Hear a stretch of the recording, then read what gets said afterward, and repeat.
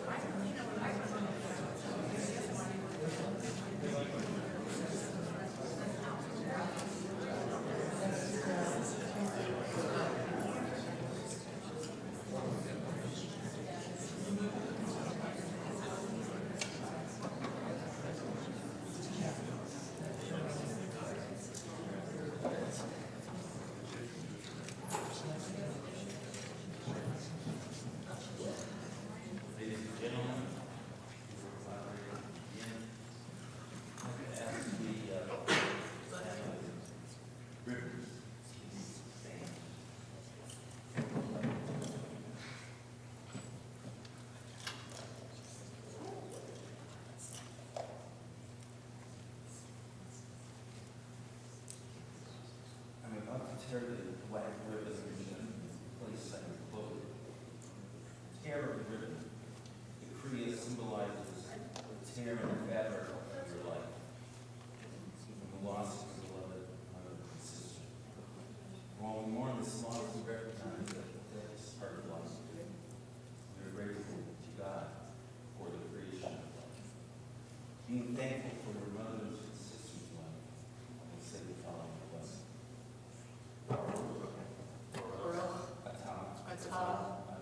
Adonai, Eloheinu, Melech, Haolam, Dayan, Ha'emet. Blessed are you, Adonai our God, sovereign of the universe, the righteous judge.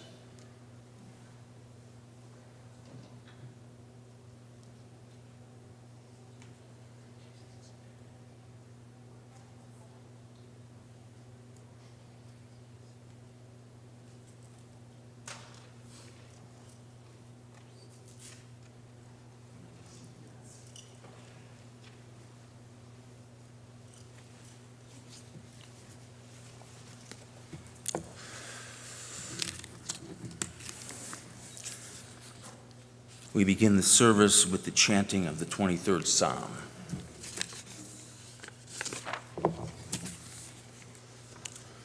Mizmor David, Adonai roi,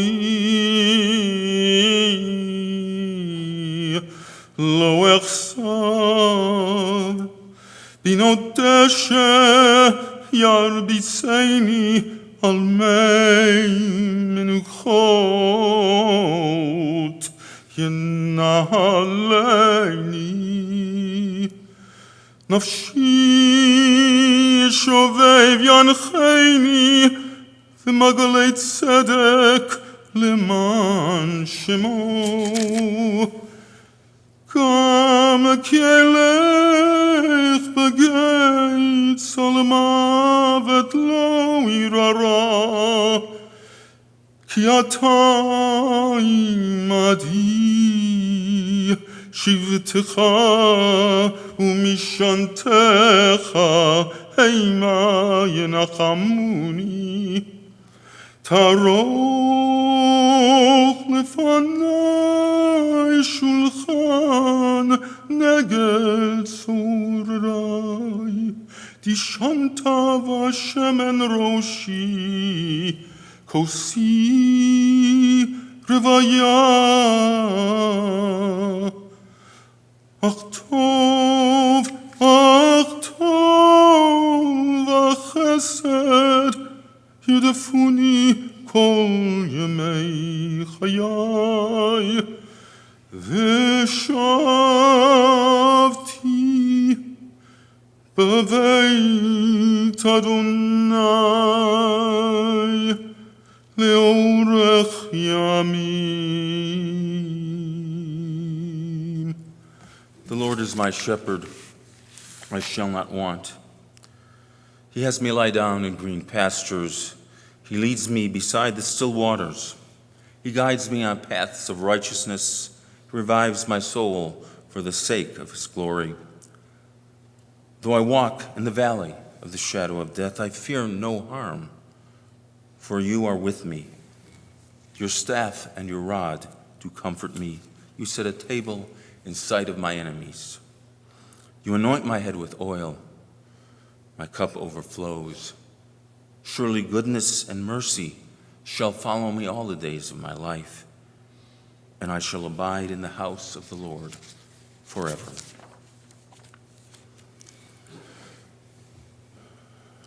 We have come together, sharing our sorrow, to bid farewell to Shirley Rubinstein.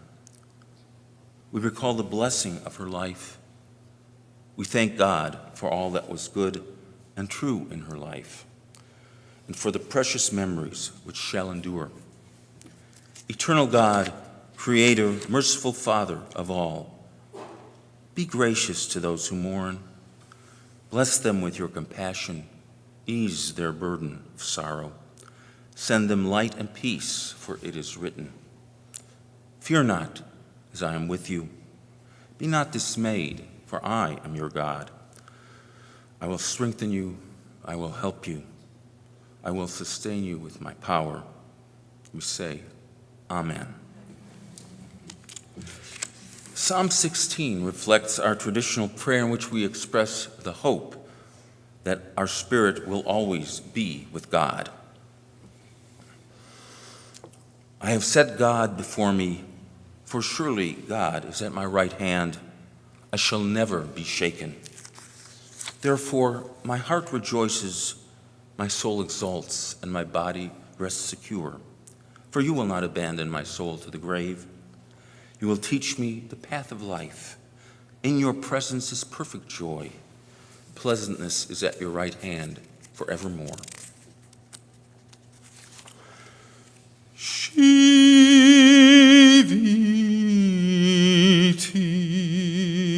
Adonai lenagdi tamid ki mimi balemot lachen samach libi vayagel kevodi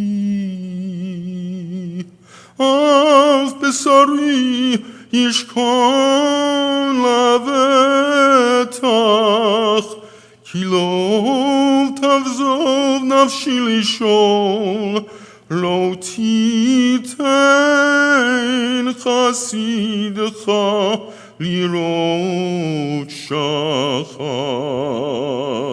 todieni orachayim sova semachot et panecha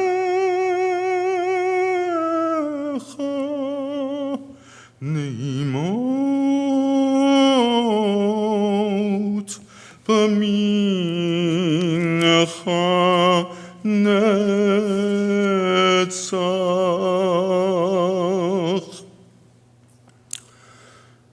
Our tradition says that passing away on Shabbat is auspicious, and so it was fitting that Shirley Rubinstein, Chaya Zissel Bat Herschel Tzvi Valea, left us on Shabbat, as she was a special person. The parashah for this past Shabbat focused on how counting is important in our lives. I know Shirley was good with numbers, but there is another meaning for counting. It can convey the idea that something or someone is important. They count, and from my experience with Shirley, and from what I learned from her children, that is something Shirley was good at. She made everyone she interacted with feel worthy of her time and attention. She made them feel that indeed they counted. And she counted to so many people: her children, grandchildren, her sister, nieces, her neighbors, her friends, her fellow members at Shari Torah, and to the hundreds of students whose lives she impacted. Shirley was the older sister of Shirley Baum Rubinstein. They were the daughters of Harry and Lena Baum and were born and raised in Johnstown, Pennsylvania. Shirley was born in 1936, the historic year in her hometown when the entire downtown was flooded. The Baum's home was downtown, and Harry and his two brothers, Alex and Nathan, owned a women's clothing store that was also ruined. It clearly was a difficult time for the family, but her father was a person of perseverance and can-do attitude. He took a job with a large company that sold men's clothing and other items to the workers of the steel mills. He stayed with that company for over 25 years, providing a good home for his family.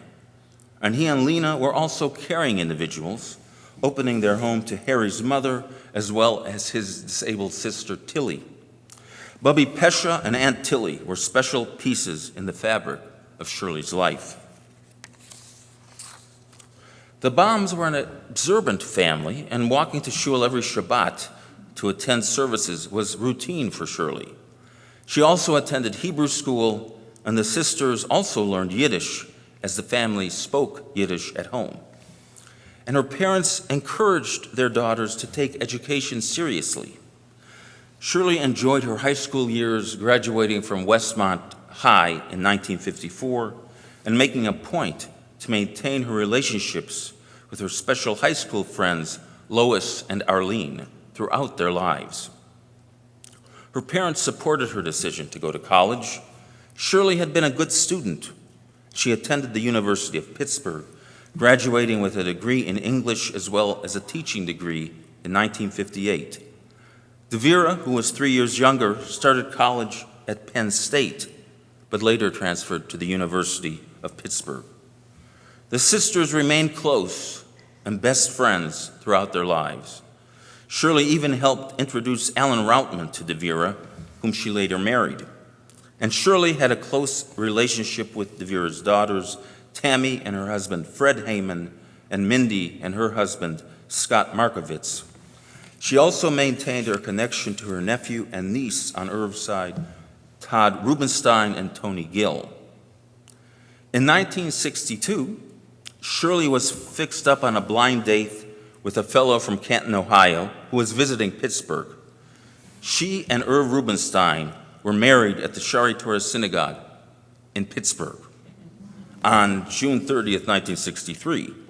She was a brave young woman and made the move to Irv's hometown, Canton, Ohio, leaving her close-knit family in Pennsylvania. At least she was going to be a member of another Shari Torah synagogue. But I'm sure that the name was not of importance to Shirley, but it was ironic that two Shari Torahs were significant in Shirley's life. She had a long-time presence at our synagogue. She was a regular at Shabbat services, was an active member of the sisterhood, and taught Sunday school for many years.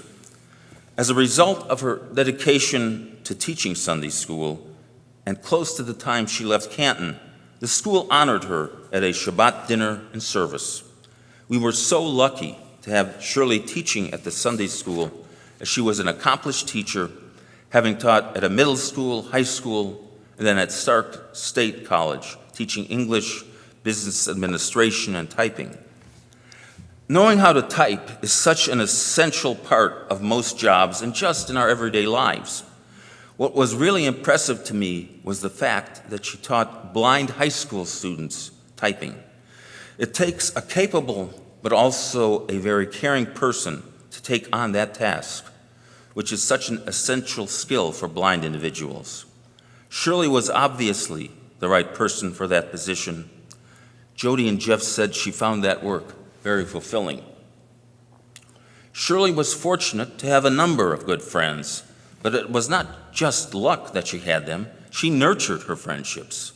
She was very close to Dory Hafner, Becky Zolden, the late Barbara Mogul, June Henderson, Becky Kosis, Susie Lewin, Barbara Morgan, the late Betty Morford, and Anita Hart. Also, during her last few years, while she was still living alone in Canton, her friend and neighbor, Tom Armbrust, reached out and started helping Shirley with things that were becoming more difficult for her, such as taking out her trash and with grocery shopping. It was during these years that Shirley had some extra help from a caregiver, Angie Porter, who Shirley treated just like a daughter. Shirley's closest and longest friendship was with her sister. She and Devira were always in touch with each other. They went on trips together, including a wonderful trip to Israel and multiple cruise excursions. Of course, the most fulfilling position Shirley had in her life was to be a mother and then a grandmother. Jody, born in 1964, became an accomplished costume and wardrobe designer in Hollywood, marrying a wonderful man who Shirley must have loved a lot, as Steven Zimmelman moved her daughter to California. And their having Carly and Taylor made Shirley's trips to California all the more special. Jeff was born in 1967. Shirley's math abilities must have been passed down to him, as Jeff ended up having a successful career as an accountant. And thankfully, Jeff and his wife Andrea and their children Lexi and Micah lived in Columbus, as they often came to Canton, And in the last several years of her life, they were able to get to Canton to check on Shirley and to bring her to high holiday services here at Shari Torah. And just as her children were devoted to her, Shirley was very devoted to them and their families. She never missed being with them for any of the special times in their lives. Whether in California or Columbus, Shirley would be there. I personally know she was so proud of them as she would kvel about them when she updated me about their accomplishments. Shirley had great inner strength, enduring her life's challenges, including her multiple health issues. She was determined to just keep going as long as she could. In June 2020, Jody and Jeff knew it was time for more care for their mother.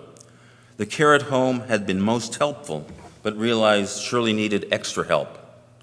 It was during the COVID pandemic. Prior to her move from Canton, she was able to wave goodbye to many of her Canton friends as they did a car parade through the parking lot here at the synagogue. It was a long line of cars and a fitting send-off for a special lady. Jeff and Andrea made sure Shirley's transition to her life in the Creekside Assisted Living Facility in Columbus and later at the cottage in the Wexner Heritage Village went well. And now, Jody and Jeff have brought their mother home to Canton for her final resting place. There are so many people here whose lives she touched. I think of all the students she encouraged and inspired, and the numerous friends who knew they could count on Shirley for an uplifting smile and words of care and encouragement. There is a phrase from a Psalm of David that says, "Teach us to number our days as we will acquire a heart of wisdom." I'm certain Shirley counted her days in the sense that she made each of her days count by sharing her heart of wisdom with others. May those of us whose lives she touched, especially her children and grandchildren, carry on her legacy by treating others with the kindness and consideration Shirley displayed to her fellow human beings, making them know that they counted, that they had a place in her life, and that they deserved her recognition. And may we all continue to strive to attain hearts of wisdom. Amen. I'd like to invite Jeff Rubinstein to share some of his memories, followed by other members of Shirley's extended family.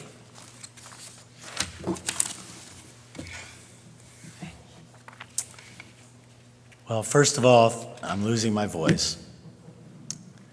And I want to thank everybody for being here today.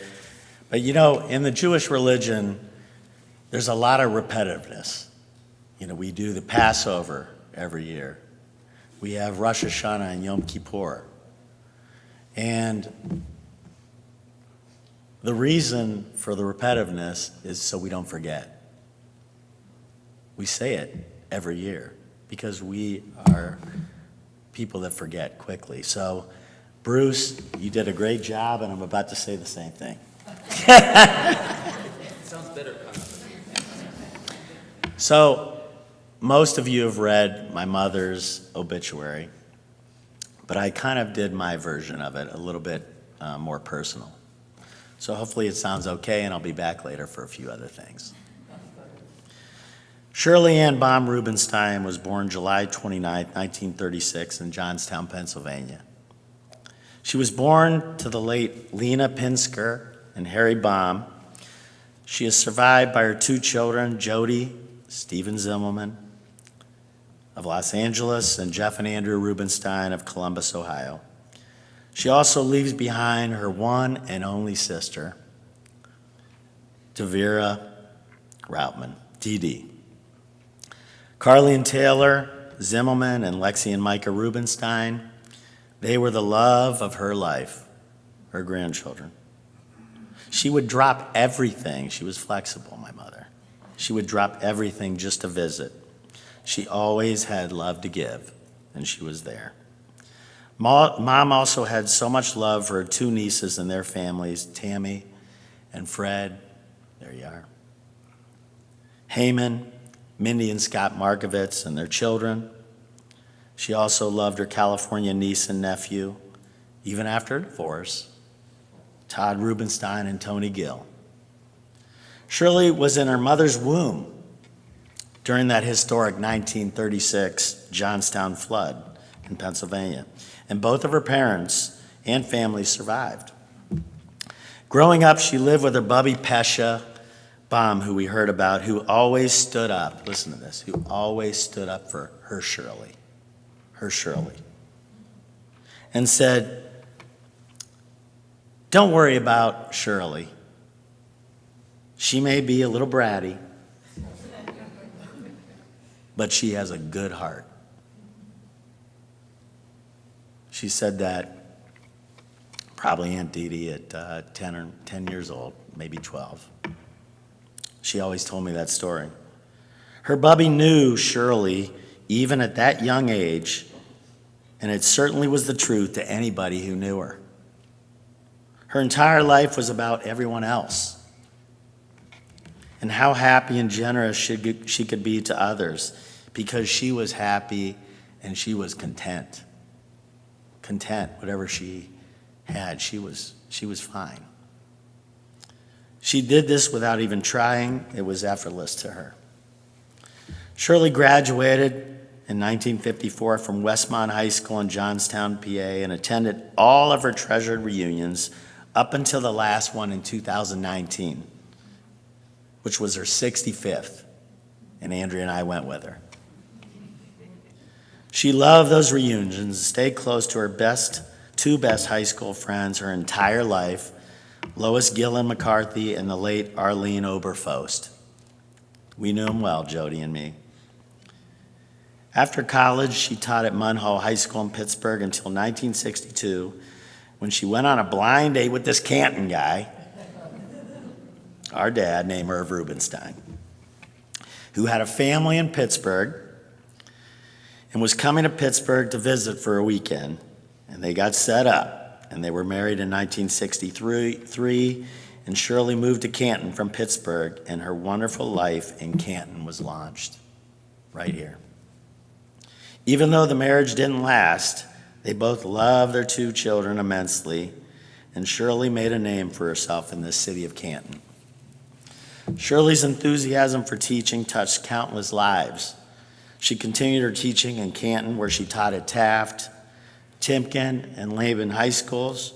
Notably, she passionately taught Braille typing classes to the blind students. She loved that.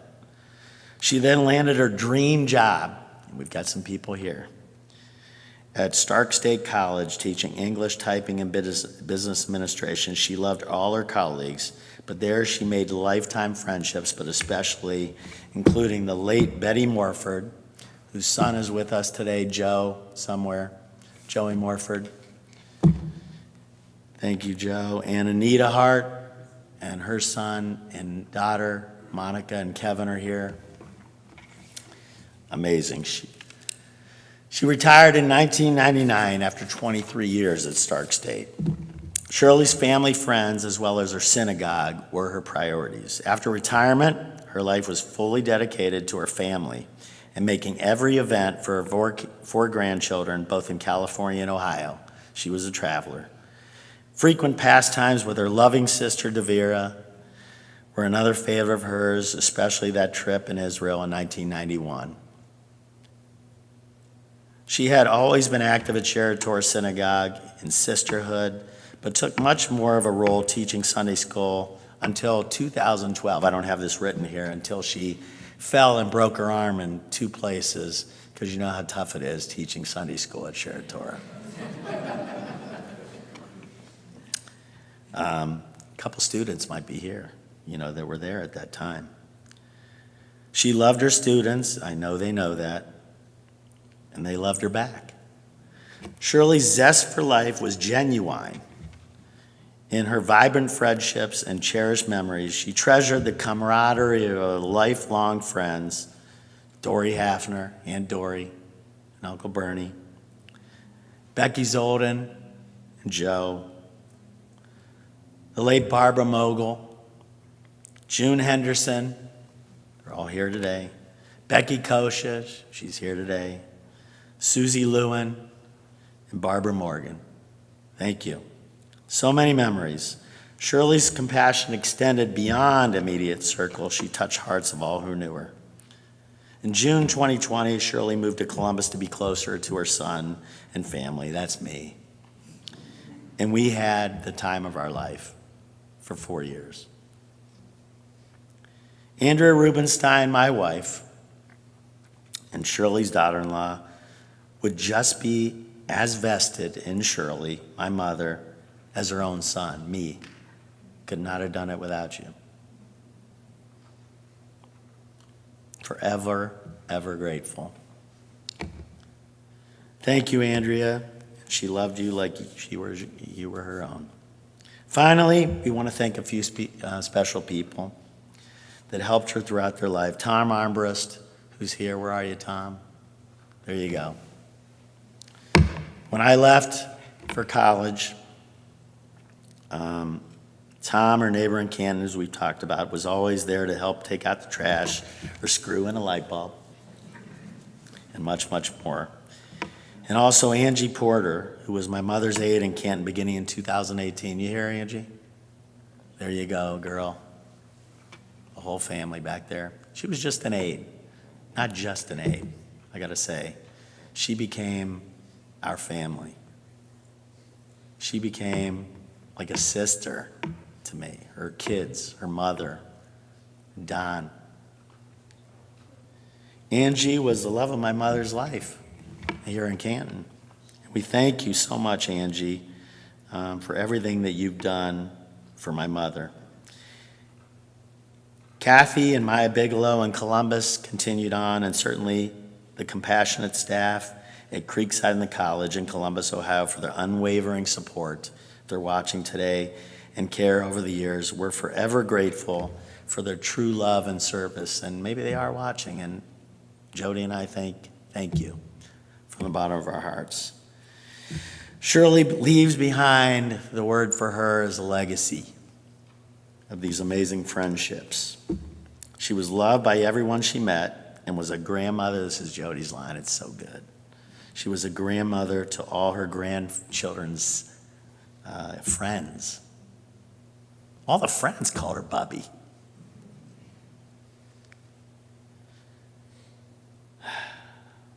She had a passion for life, and we're going to miss her so much.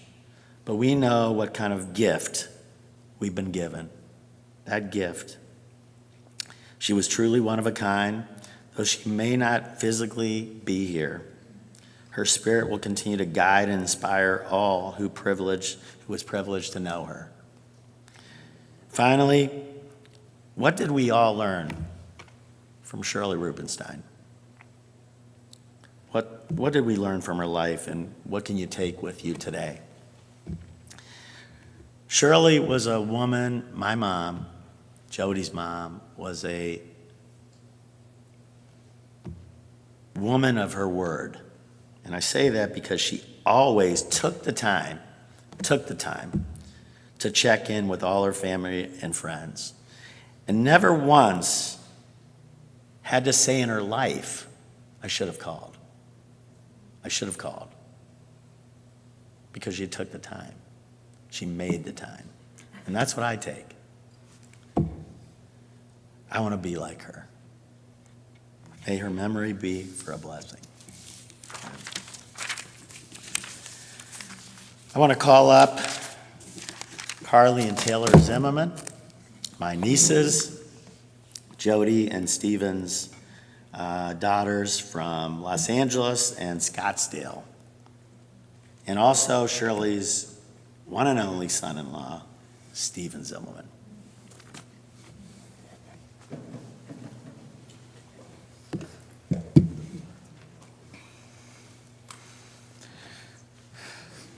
Hi, everyone. I'm Taylor Zimmelman, and today we are all here to acknowledge the life of the amazing Shirley Baum Rubinstein, or as I and my fellow family members would call her Bubby, which is known as Grandma in Yiddish. Bubby has been such a special person in my life and everybody's life. Every time I would visit her, or she would come to visit me and my family, she would just make it so happy and cheerful. And she was always happy and cheerful about life and lived every day to her fullest. I'll never forget the way she laughed and made her funny dit or dee dee dee dee dee dee. The way she always beat Carly and I in dominoes and made up her own rules. The way she made every outfit as bright as her colorful personality, her blues, her pinks. The way she talked to you and listened like you were the only person in that room and in that moment. She was a very great teacher to her students, her family, and to everyone she met along the way. Bubby has taught me to live my life to my fullest and be the best I can be every single day. And no matter what happens, always have a smile on my face at the end of the day. She has lived a very long, fulfilling life, and I'm just lucky to have gone to be part of her life. And I know that she's tried her best to fight on for all these 8 years of having her Alzheimer's. But we understand that it was time for her to move on. And I want to say a last couple words to you all and Bubby before I end my speech. The first thing is this song I would always sing to Bubby. I love you, a bushel and a peck, and a hug around the neck. And my last comment I want to leave is I love the Bubby, and thank you all for being here with my family and I, and let's just celebrate Bubby's life, and amen.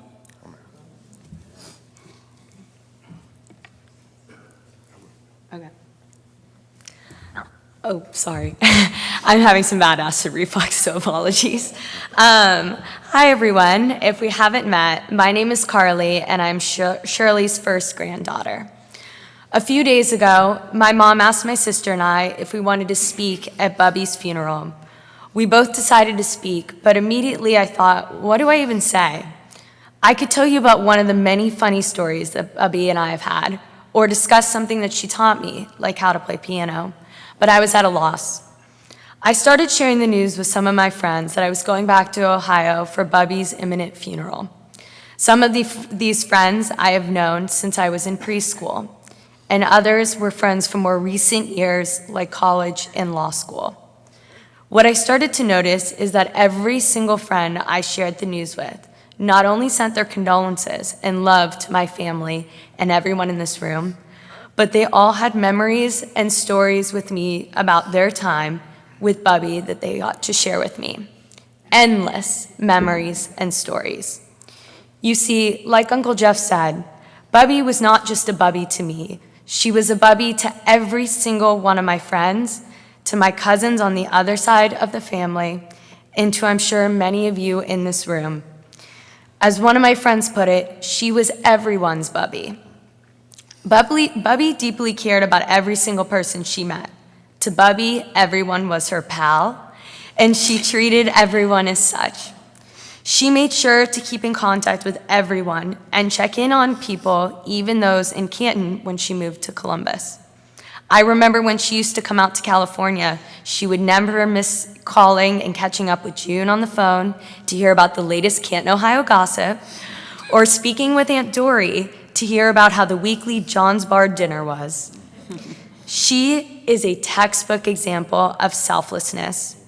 She is one of the most compassionate people I know and taught me that you should always be there for people, even if you are not able to physically be there. Her ability to leave an everlasting impact on every single person she has met is truly a gift. I'm so grateful to be her granddaughter and grateful for her wisdom throughout all my years of growing up. She taught me what it meant to be a great friend and great person. Her impact on me and everyone in this room will stick with us all forever. Canton, Ohio will never be the same without Bubby, but I know for a fact that Bubby's legacy and compassion will live on in this community and in our hearts for forever. Thank you. I just came up here to actually support my daughters because I thought they were going to have problems getting through this, but they did not. They were both great. I just want to tell you, when I first met Shirley, I was beginning to date Jody, and I had to take Shirley to meet Jody somewhere, and it was just her and I in a car alone for the first time. And we were driving down Venice Boulevard, and there was a sign of an engagement ring company. And she looks up at it, and she goes to me, "So when you marry Jody, would that be the kind of ring you buy her?" And I'm like 22 years old, and I'm like, I didn't know where to go with that. And so I just want to tell you, whenever she came out, my friends would hear, "Your mother-in-law is coming out for 2 weeks?" I'm like, "Yeah, she's a blast. She's so fun." And they would all look at me like, "All right." But I will tell you, all Shirley is to me is smiles and laughs, and that's what we all got from her, and I see that everybody here, for all these people that turn out for her, I just want to tell you she's one of the most special people, and to call her mother-in-law is actually not fair. She was very close to being a mom. So, thank you guys.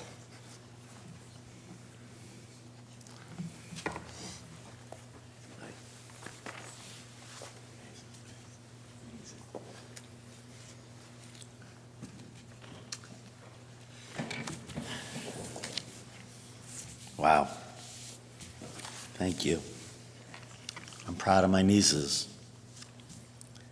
I'd like to next call up Lexi and Micah Rubinstein, granddaughter and grandson of Shirley, my kids, and Andrea, my wife, Shirley's sister-in-law, or daughter-in-law. They were like sisters, but I'm going to start with Andrea first, because Andrea is certainly up here for support for Lexi and Micah, but she is going to read something that our beloved Dory Hafner, where you at, Aunt Dory? Over here. Oh, Aunt Dory, that's you, honey. I'm talking to you. Okay, right there. Andrea's going to read what you wrote, right? Lexi's reading it. Oh, it's Lexi, that's right. The sister-in-law. Just kidding.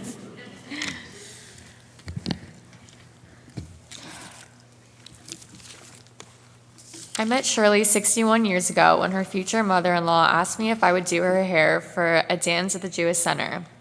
After that day, we have been best friends, best buddies, the rest of our lives.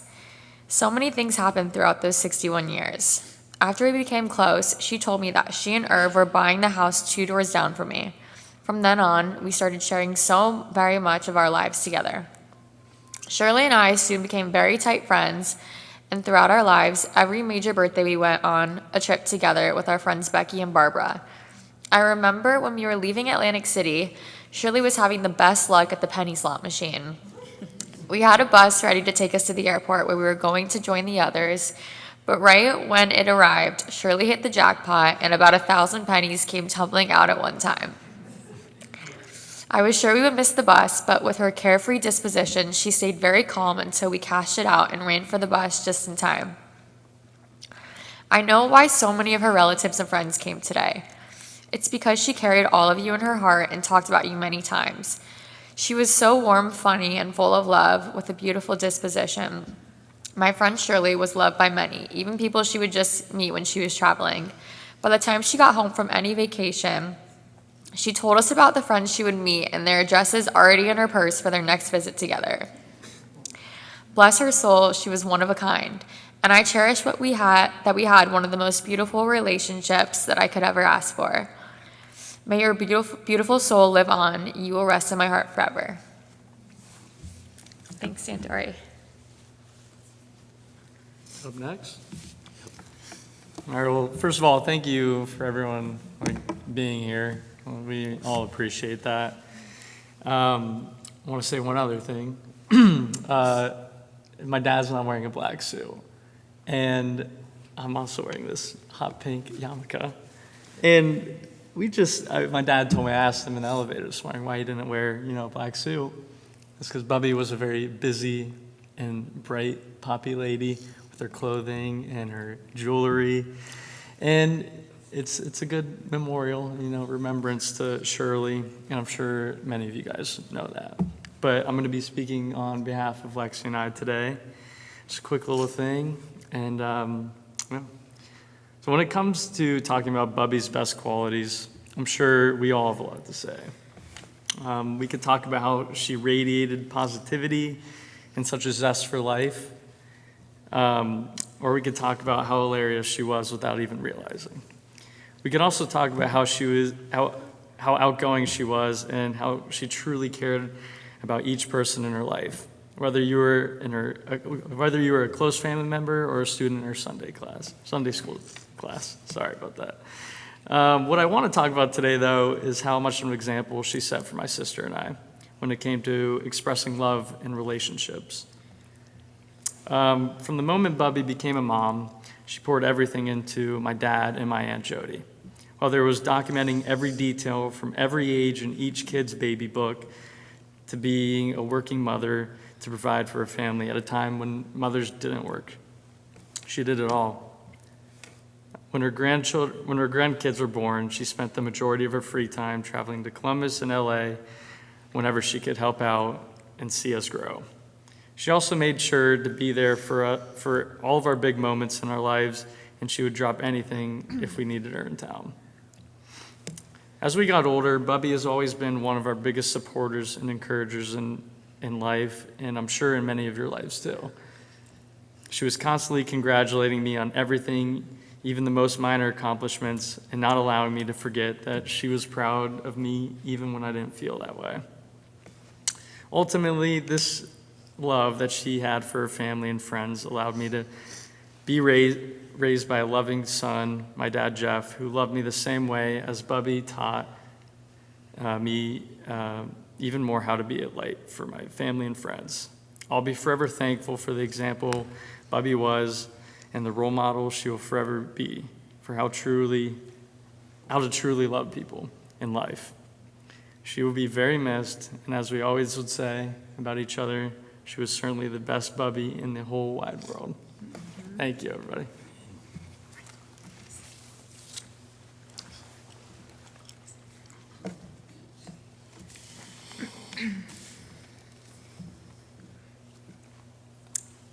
Thank you, everyone, for being here today. I'm Andrea Rubinstein, Shirley's daughter-in-law, and I just want to share a little bit about our relationship.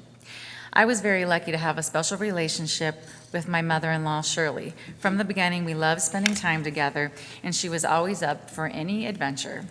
Over the past 35 years that I've known her, we've had so many fun times together, from the simplest of things, like she would ride with me on work trips and just to keep me company. And then she would wait while I would go in and do my appointment, and then I'd pick her back up from wherever I dropped her off.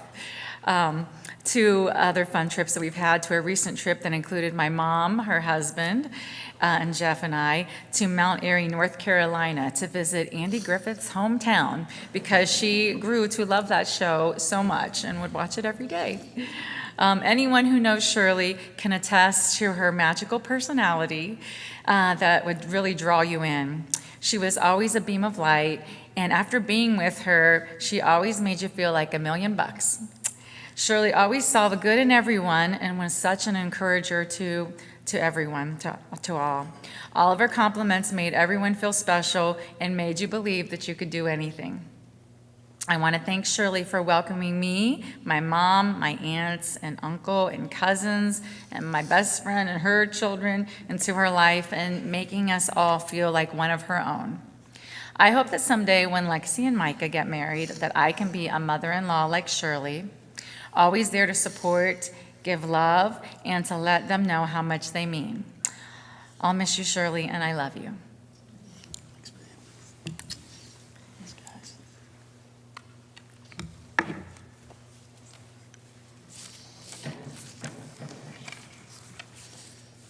I'd like to call, thank you, Tammy Heyman and Mindy Markovitz Shirley's two nieces from Baltimore and Philadelphia, respectively. This is probably going to be funny. Of course it is. What else would we do for our Aunt Cheryl?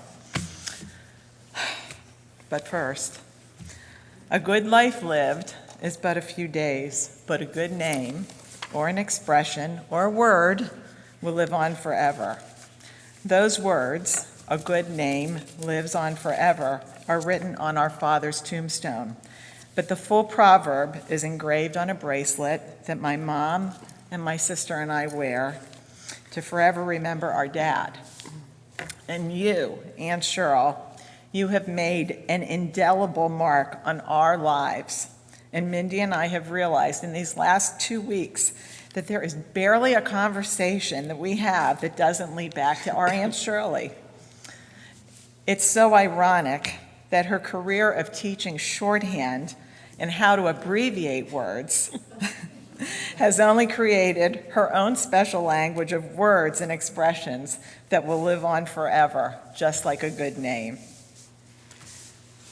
How to best celebrate this good life of hers? We do what she loved to do best. Make everyone, and especially herself, laugh. Who else had a recipe for coffee at the McDonald's drive-thru? I'll take 4 yellows, 3 pinks, 2 blues, and about 7 creamers. And in fact, we have been going through the mail, and we've received a couple of notes that we thought that we should share with you today. Just a little levity. From her student who worked at the adult movie store on Whipple Avenue. Dear Mrs. Rubinstein, when I saw you walk in that day, I knew you were in the wrong place.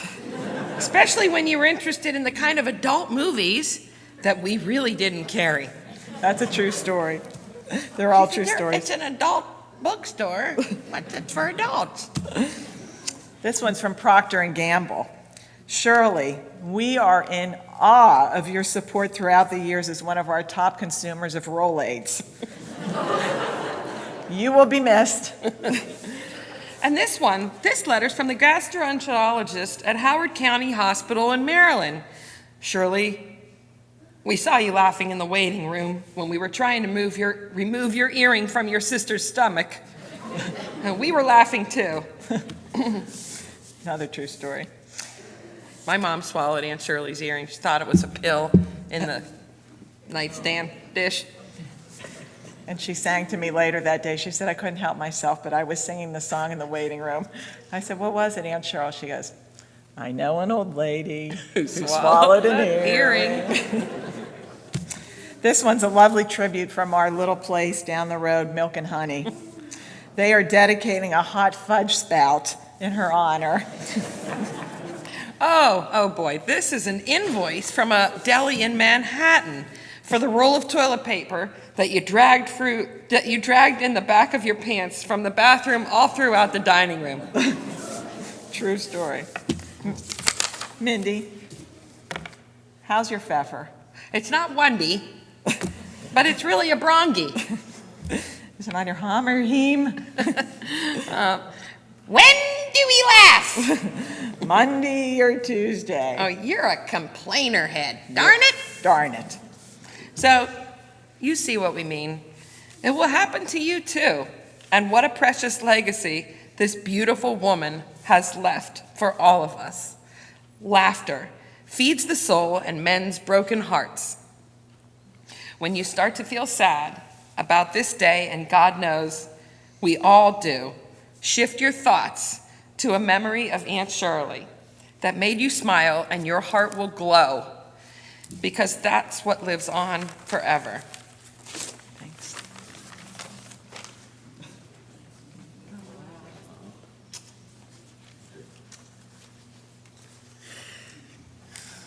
I knew it. Okay, and now I'm going to bring up my sister, Jody Rubinstein Zimmelman. Thank you, Tammy and Mindy. because I didn't know how I was going to do this, but maybe with your laughter, it helps. Whew. As I stand up here, my heart is broken, but at the same time, it is so full when I look around and see how many people's lives my mom touched. You may not remember this, but many of you here today were gathered here at Sherator Synagogue on this same date, June 10th, 1977, for my bat mitzvah. Today, 47 years ago today, and I'm honored to be back at the same synagogue myself, stand here at this pulpit, and share this day with my mom, my bat mitzvah day with my mom. You're all here today because Mom touched each and every one of you, and we are so grateful. Besides being the best mother and Bubby, Mom was also a teacher in every sense of the word. It's funny, all of our speeches have so much in common. A teacher is one who imparts knowledge, wisdom, and values, and I want to share with you some of the things that my mom taught me. Treat others the way that you want to be treated. Wake up in the morning happy with a smile on your face. No matter what time you get up, no matter if you've had your morning coffee or not, Mom was ready to say good morning or answer a phone call, no matter what time of the morning it was. Don't hold things inside and let them fester. Communication is the key to healthy relationships. The importance of laughter. One of the favorite things my mom ever said was, "Well, I'll do anything for a laugh." And that kind of resonates in every single one of our family members. We just sit around and try to make each other laugh. And that is kind of our family's motto. The importance of family. Looking around this room, I'm overwhelmed by the amount of family that dropped everything to fly out and be here to honor our mom. Family by blood and family by marriage and family that became family. Which brings me to the importance of friendship. Mom was a friend to everyone, the stranger on a plane, a coworker, her best group of girlfriends, and even my friends. And that didn't stop when she moved to Columbus, to a whole new environment where she knew no one and was already 4.5 years into Alzheimer's. She made a new set of friends, and every nurse and aide were touched by her friendliness. This is not on my speech, but true story, she was in the hospital, and a nurse came in to take her blood pressure or something, didn't know her, and she went to leave, and Mom said, "I love you." And the nurse turned around like, "What?" And that's who Mom was. Taught me how to be brave, which I think I've learned how to do right now at this moment. But now I change brave into how to be strong. Everyone in this room knows how much of a fighter and a warrior Mom was, especially in the last few weeks of her life. What an inspiration. Mom loved life and had the biggest heart. Never let a birthday, anniversary, or first day of school go unnoticed. And she made every single person feel like they were the most important person when she spoke to them. I celebrate the life of a woman of valor, one who is strong and righteous, and the greatest mom, mother-in-law, and Bubby in the world. Mom's legacy and her stories will live on in each and every one of us. I'd like to thank Jeffrey and Andrea for their incredible care and endless sacrifice, especially since Mom moved to Columbus, but well before that too. I'd like to end with a quote that somebody passed on to me. There will come a day, I promise you, when the thought of her brings a smile to your lips before it brings a tear to your eye. It will happen. My prayer for all of you is that it will come sooner than later. I love you, Mom, forever.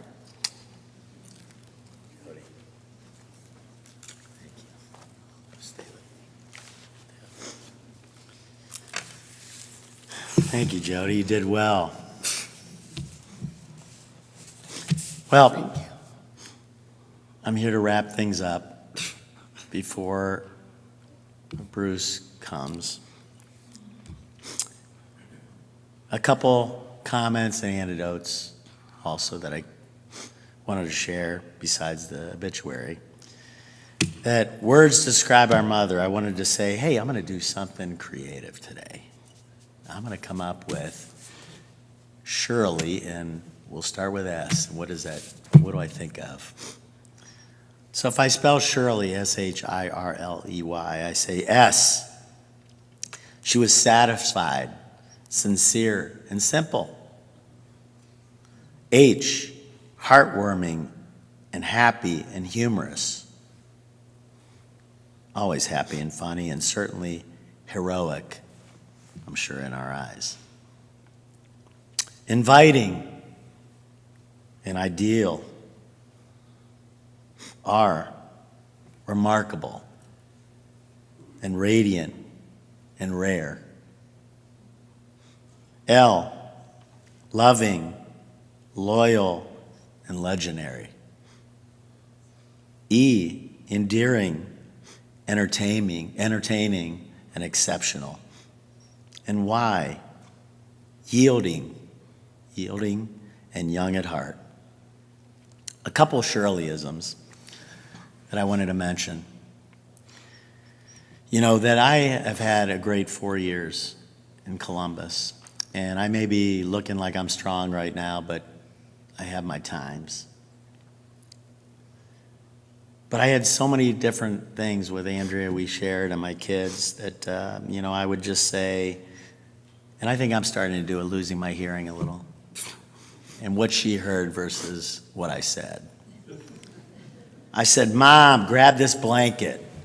She said, blind kid? Blind kid. Kathy, her helper, would say, Shirley, we're going to put marshmallows in your Jell-O. And she said, who's Marcia? And then at a Chinese restaurant, Andrea, myself, and my mom went to a Chinese restaurant. And Andrea goes, well, at the dessert, she said, I'm going to run to Target. You guys can sit here and have dessert. They have ice cream at Chinese restaurants. We're like, okay. So my mom's sitting there with her walker, and she looks at me and she says, do you think that they think we're married?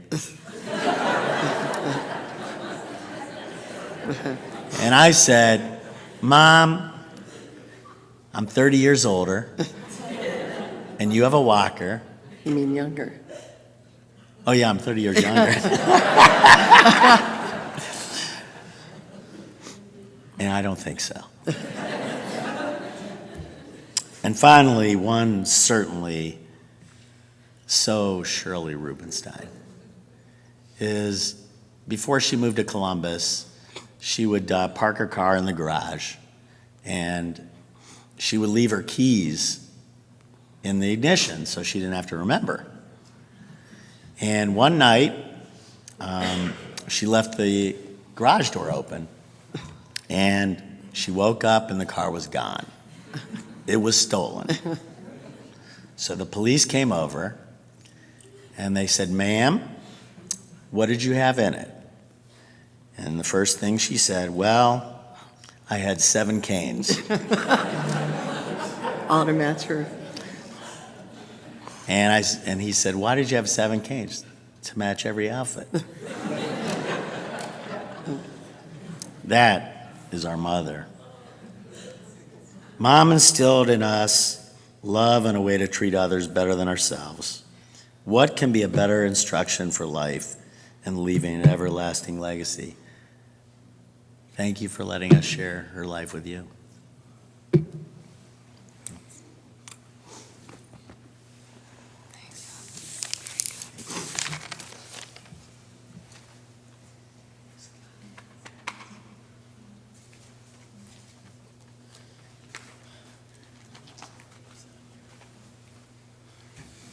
Thank you all for sharing those wonderful stories and memories.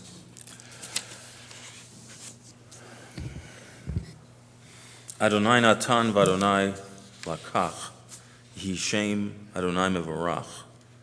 God gave us the good soul of Shirley Rubinstein, and her soul has now returned to God.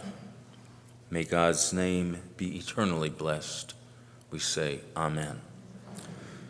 Please rise for the memorial prayer.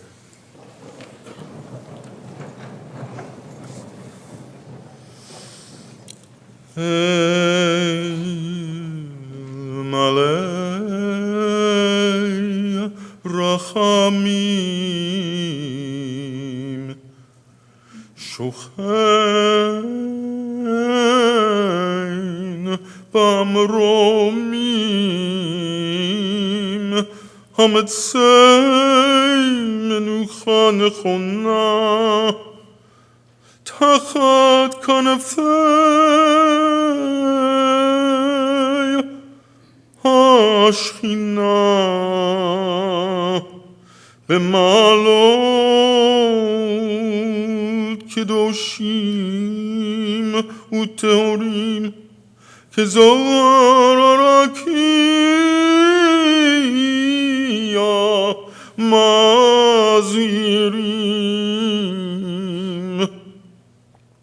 Et Nishmat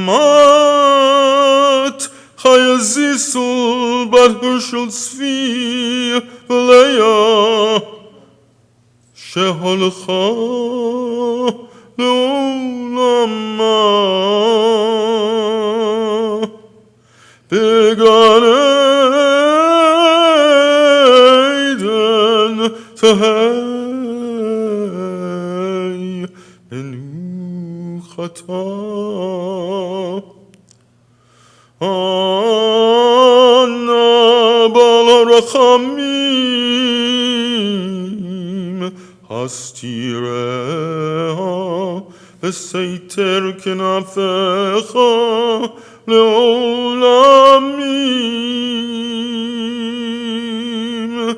Utzrol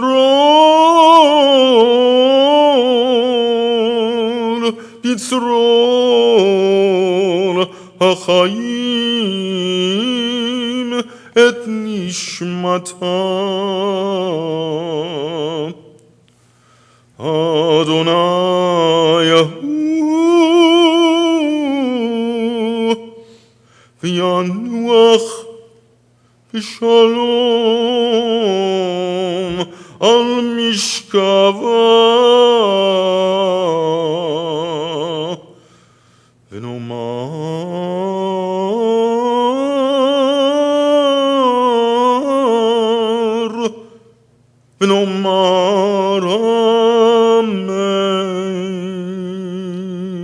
Amen.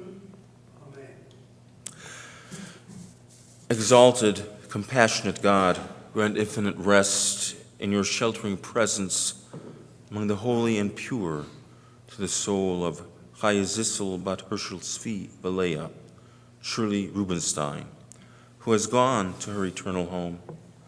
Merciful One, we ask that our loved one find perfect peace in your eternal embrace. May her soul be bound up in the bond of life. May she rest in peace. And we say, Amen. You may be seated. At the conclusion of today's service, we will go in procession to the Canton Hebrew Cemetery for the interment. After the burial, everyone is invited back here to the synagogue for the meal of consolation. The family will be at the synagogue through the conclusion of our daily 5:30 minyan services. Now would you please give your attention to John Arnold for further instructions.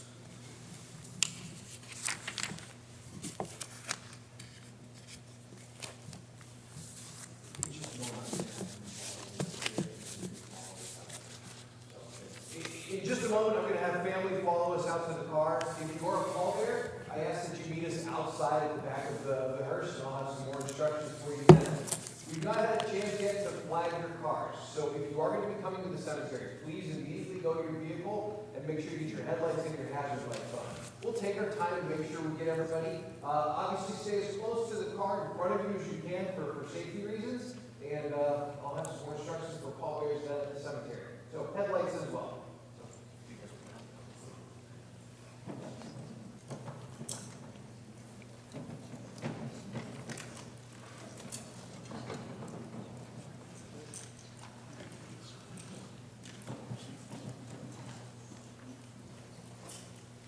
you're all dismissed. We'll